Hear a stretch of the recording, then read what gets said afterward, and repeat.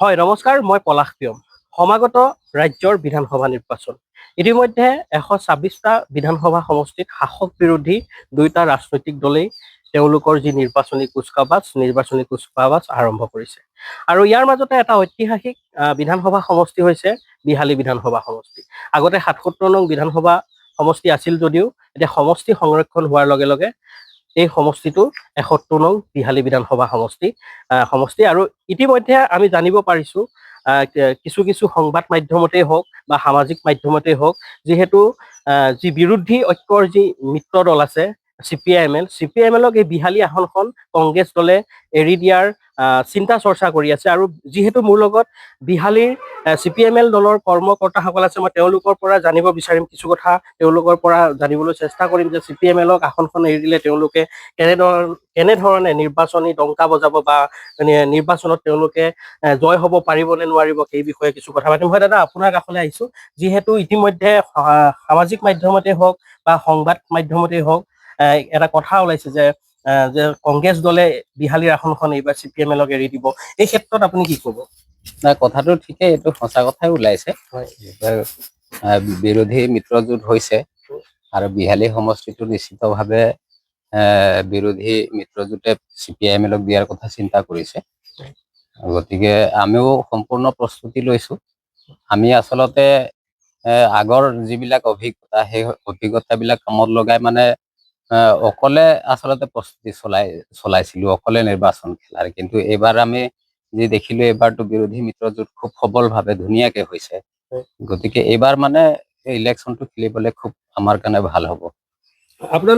আপোনালোকৰ দলীয় প্ৰাৰ্থিত্ব বা প্ৰাৰ্থী ঠিক কৰিছে নেকি বৰ্তমানলৈ? এতিয়া আমাৰ জ্ঞানেন্দ্ৰ চৰকাৰ ফিক্স হৈ আছে, দলীয় প্ৰাৰ্থী ফিক্স হৈ আছে। আৰু তেখেত এজন সঁচাকে খুব ভাল কেণ্ডিডেট হিচাপে বহুত ভাল হ'ব। অৱসৰপ্ৰাপ্ত প্ৰশাসনিক বিষয়া, অভিজ্ঞতা আছে যথেষ্ট, এজন উচ্চ শিক্ষিত ব্যক্তি।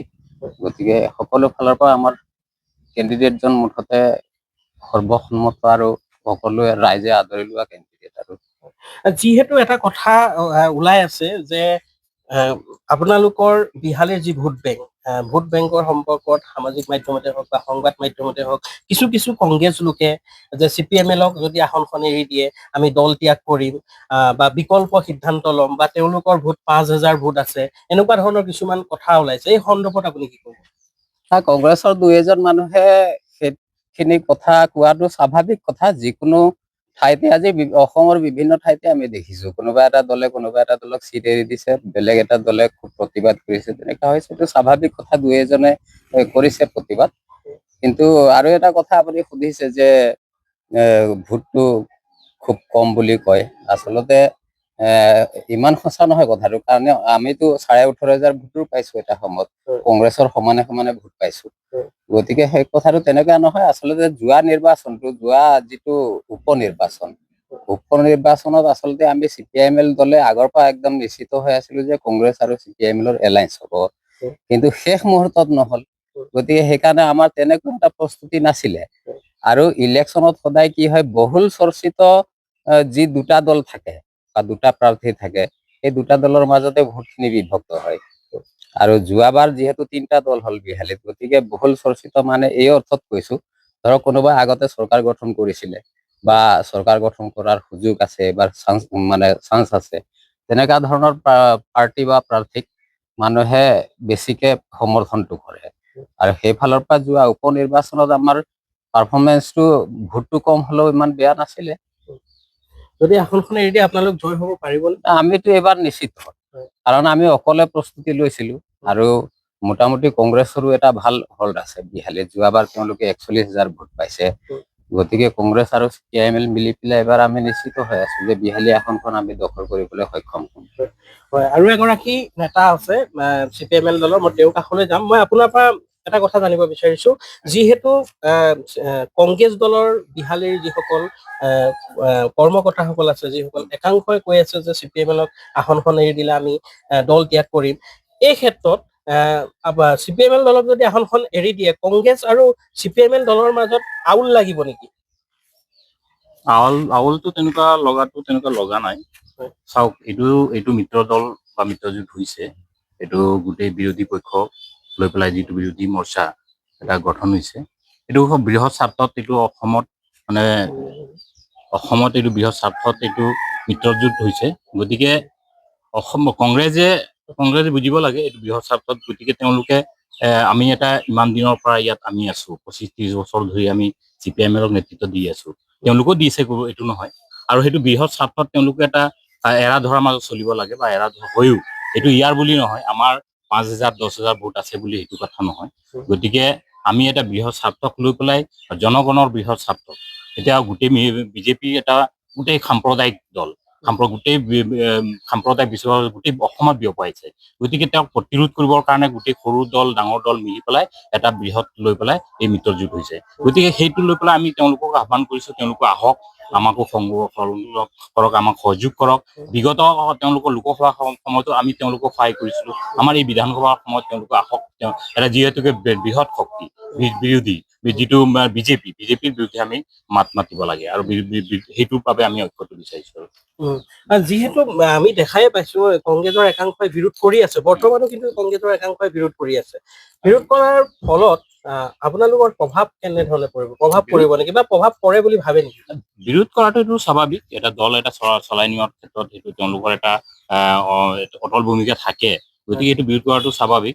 গতিকে আমি তেওঁলোকে বিৰোধ কৰাটো আমি তেওঁলোকক অনুৰোধ জনাইছো, তেওঁলোকে আহক, আমাৰ লগত সংলগ্ন হৈ পেলাই যাতে আমি এটা একতাৰে এই বিৰোধী যিটো আমাৰ বিজেপিৰ যি সাম্প্ৰদায়িক শক্তি আছে, সেই শক্তিক আমি প্ৰতিৰোধ কৰিব বিচাৰিছো। গতিকে সেই হিচাপত আমি একজোট বিচাৰিছো। আৰু যিহেতু আমি দেখা পাইছো ইতিমধ্যে বিজেপি চৰকাৰৰ যি জন আশীৰ্বাদ যাত্ৰা মুখ্যমন্ত্ৰী গৰাকীয়ে কৰি আছে ঠায়ে ঠায়ে, আৰু বিহালী সমষ্টিটো বিজেপিৰ দুৰ্গ বুলি ক'লেও ভুল নহ'ব। 2000 চনৰ পৰা ৰঞ্জিত দত্ত ডাঙৰীয়াই সমষ্টিটোত শাসন কৰি আছে। যদি আপোনালোকে এইবাৰ নিৰ্বাচনত প্ৰতিদ্বন্দ্বিতা ইতিমধ্যে আগবঢ়াবই, আমি জানিছো যে আপোনালোকৰ নিৰ্বাচনে বিহালীত নিৰ্বাচনৰ মূল ইছ্যু কি হ'ব, কেনেধৰণৰ হ'ব?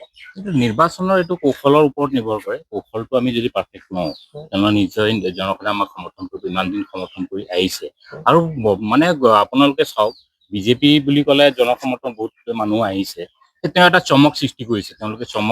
তেওঁলোকে বিভিন্ন আঁচনি দিছে, হয় নহয়, কিন্তু এতিয়া আপোনালোকে চাওঁ, মাটি যিটো ভূমিৰ পট্টাত তেওঁলোকে দিয়াৰ কথা কৈছে, এতিয়া বাগান অঞ্চলত বহুতো তেওঁলোকে বঞ্চিত হ'ব লগা। তেওঁলোকে এটা একচুৱেলি জৰীপ কৰিব লাগিছিলে। এতিয়া 60 চনৰ আগতে যি অসমত যি জৰীপ প্ৰক্ৰিয়া যিটো চলিছিল, সেইটোৱে কৰা আছে। এতিয়া বহুত মানুহ আবেদন কৰিছে, তেওঁলোকে ভূমিৰ পট্টাৰ পৰা তেওঁলোকে পাব মানে সক্ষম হোৱা নাই। তেওঁলোকে বসুন্ধৰা নামত তেওঁলোকে এপ্লাইহে কৰিছে, পইচাৰ লুটহে চলাইছে। মানে এই 2-4জন মানুহক দিছে গাঁৱে ভূঞে, যিহেতু মানে 1 বিঘা কৰিছে তেওঁলোকক 1 কঠা দিছে, 3 বিঘা কৰিছে আধা বিঘা দিছে। তেনেকুৱা একটা প্ৰক্ৰিয়া কৰি পেলাই তেওঁলোকে লুটপাটহে চলাইছে। আৰু তেওঁলোকে আৰু এটা কথা, তেওঁলোকে এই অৰুণোদয় আঁচনি আপোনালোকে চাওঁ, আপোনালোকে গোটেই অসমত, আমাৰ বিহালীতে কিছুদিনৰ আগত আমি ইয়াত প্ৰতিবেদিকা দিৱসী নাৰী সন্থাৰ জৰিয়তে আমি লৈছিলো, বহুতো অঞ্চলত তেওঁলোকে এতিয়াও বহুতো মহিলা, বিধৱা মহিলা তথা তেওঁলোকে যিসকল মহিলা পাবলগীয়া, তেওঁলোকে এতিয়াও অৰুণোদয় আঁচনি পোৱা নাই। গতিকে তেনেকুৱা এটা লৈ পেলাই তেওঁলোকে চমকহে সৃষ্টি কৰিছে। বহুতো তেনেকুৱা মহিলা এতিয়াও বঞ্চিত হৈ আছে। আৰু ভূমিৰ পট্টাৰ পৰা এতিয়াও বহুতো মানুহ, আদিবাসী মানুহ, খিলঞ্জীয়া মানুহ, নেপালী মানুহ, আদিবাসী মানুহ, বিহাৰী মানুহ, নেপালী মানুহ, বহুতো মানুহ এতিয়ালৈকে বঞ্চিত হৈ আছে। প্ৰকৃততে বিজেপি চৰকাৰে উন্নয়ন কৰিব পৰা নাই নেকি? উন্নয়নটো আমি তেনেকে দেখা নাই। এতিয়া মানুহে উন্নয়ন বুলি ক'লে যদি অকল ৰাস্তা মানে অভাৰ ব্ৰিজ বনোৱা, ফ্লাই অভাৰ বনোৱা দেখে, তেতিয়াহ'লে বেলেগ কথা। আমিতো উন্নয়ন বুলি ক'লে যিটো বুজায়, এতিয়া বিশাল বিল্ডিং বনাইছে, মডেল হস্পিটেল বনাইছে, তাৰ ভিতৰত কোনো ইনফ্ৰাষ্ট্ৰাকচাৰ নাই, ধৰক ডক্টৰ নাই, মেচিন নাই, কোনো চিষ্টেম নাই। এতিয়া ডাঙৰ বাগান বিলাকত দেখিবলৈ ধুনীয়া, বাহিৰৰ পৰা মডেল স্কুল বনাইছে, স্কুলত টিচাৰ নাই, 2জন 3জন 4জন টিচাৰেৰে চলি আছে, তাকো LP স্কুলৰ পৰা নি পেলাই চলাই আছে। তো এনেকুৱা উন্নয়নটো আমাক নালাগিছিলে। এনেকুৱা উন্নয়ন যদি হয়, তেতিয়াহ'লেতো এইটো কেতিয়াও ৰাইজৰ উন্নতি নহ'ব। আৰু বিজেপি চৰকাৰে উন্নয়নটো বাদে আমিতো গোটেইখিনি ওলোটাই দেখিছো। ঢাকঢোলটো বেছি হৈছে, চবকে অৰুণোদয় দিছো বুলি কৈছে, এতিয়া বহুত দেখিছো আমি অৰুণোদয় নাই। এতিয়া চাহ শ্ৰমিককতো বহুত বেয়াকে ঠগিলে। চাহ শ্ৰমিকক 10 বছৰ 12 বছৰ আগতে তেওঁলোকে কৈছিলে যে 350 টকা মজুৰি দিয়া হ'ব। আজি 12 বছৰ পিছতো 350 টকা দিব নোৱাৰিলে। ইলেকশ্যন আহিলে তেওঁলোকে 5000 টকা দি পেলাই এইটোতো প্ৰতাৰণা কৰিছে সাংঘাতিকভাৱে। গতিকে চবতে প্ৰতাৰণা। ST দিম বুলি আজি 10 বছৰ আগতে ক'লে, এতিয়ালৈকে এছ টি নাই, এছ টি ভি বুলি কৈছে। সৰ্বানন্দ সোণোৱাল ডাঙৰীয়া কেন্দ্ৰীয় মন্ত্ৰী হৈ থাকোতে এটা সময়ত ক'লে যে এছ টিৰ কাম 90% হৈ গৈছে। এতিয়া তেওঁলোকে কৈছে এছ টি ভি 90% হৈ যোৱা কামটো কেতিয়ালৈ ক'লে গ'ল। গতিকে গোটেই মানে কথাবিলাক বেবেৰি বাং, তেওঁলোকৰ মানে কথাৰ কোনো ভেলু নাই, মানে এনেকুৱা ধৰণৰ হৈছে। যদি আপোনালোকক যদি কংগ্ৰেছে আসনখন এৰি দিয়ে, আপোনালোক কিমান ভোটৰ ব্যৱধানত আপোনালোক জয় হ'ব পাৰিম বুলি ভাবিছে? এইটো এটা আমাৰ বিহাল কমিটিত এনে ধৰক অকল আদিবাসী মানুহে 70,000 মান ভোট আছে। বাকী অন্য গোটেইটো মিলাই ধৰ 1,20,000 মান আছে। তো আমাৰ জিকাটোতো চব এটা ৰাজ্যৰ ওপৰতে কথা আছে। ৰাজ্যে ধৰ আমাক যদি ভোট দিয়ে তো জিকাটো আমাক তো কমাবে। ৰাজ্যৰ ওপৰতে কথা আছে। ৰাজ্যে যদি এটা দেহ কিছুমান আহে, কেতিয়াবা মানে এটা ভোট নাথাক পিছতো কিন্তু কিছুমান আহে দেহ লৈ আনে। তো যেনেকে ধৰক আগে পিছে চৰকাৰ গঠন কৰাৰ পিছতো চৰকাৰ হাৰিছে, নতুন আহিছে, তো তেনেকে হৈছে। গতিকে আমি জিকাটো আমি এইবাৰ যেনেকে চাই আছো, যেনেকে ধৰ বিজেপি ইয়াত ধৰ আমাৰ ৰঞ্জিত ডাঙৰীয়া 25 বছৰ শাসন কৰিছে, হ'লেও ইয়াত চৰকাৰ মানুহ ভোট দিছে। ভোট দিয়াৰ পিছতো মানুহ বিজেপি বিৰোধী ভোট দিছে, হয় কি নাই? গোটেইটো দিছে বুলি কথা নহয়। যদি আপোনালোকক দিয়ে, আপোনালোকক যদি আসনখন এৰি দিয়ে, আপোনালোকে বিহালীত এইবাৰ কিমান ভোটৰ ব্যৱধানত আপোনালোকে জয় হ'ম বুলি ভাবিছে? সেইটোতো এতিয়াই কৈ দিব নোৱাৰি। সময় আছে আৰু বহুত সময় আছে ইলেকশ্যনলৈ, এতিয়ালৈকে অধিসূচনা জাৰি হোৱা নাই। কিন্তু আমি জিকিম যে এইটো নিশ্চিত, এইবাৰ জিকাটো নিশ্চিত। শেষত বিহালীবাসী ৰাইজক কিবা ক'ব নেকি?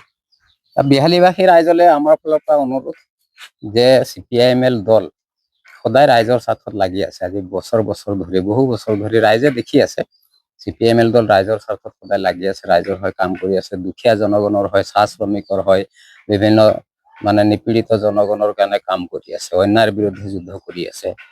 গতিকে এইবাৰ কমচে কম CPIMLক বিহালীৰ ৰাইজে এবাৰ চাওক, সেইটো আমি বিচাৰিছো। ধন্যবাদ জনাইছো। হয়, এয়া আছিল CPIML দলৰ কৰ্মকৰ্তাসকল। আৰু যিহেতু সামাজিক মাধ্যমতে হওক বা প্ৰতিষ্ঠিত কেইবাটাও সংবাদ মাধ্যমত ইতিমধ্যে ওলাইছে যে মিত্ৰজোঁটৰ যিখন আসন, বিহালী বিধানসভা সমষ্টিৰ যিখন আসন, এই আসনখন CPIML দলক এৰি দিয়াৰ এক কুচকাৱাজ চলিছে। আৰু ইতিমধ্যে আমি তেওঁলোকৰ CPIML দলৰ কেইবাগৰাকীও কৰ্মীৰ মনৰ কথা আপোনালোকক জনাবলৈ আমি প্ৰয়াস কৰিলো। আৰু তেওঁলোকে স্পষ্টভাৱে কৈছে, যদিহে এইবাৰ CPIML দলক আসনখন এৰি দিয়ে মিত্ৰজোঁটে, তেনেহলে এওঁলোকে নিশ্চিতভাৱে জয়লাভ কৰিব বিহালী বিধানসভা সমষ্টিৰ পৰা।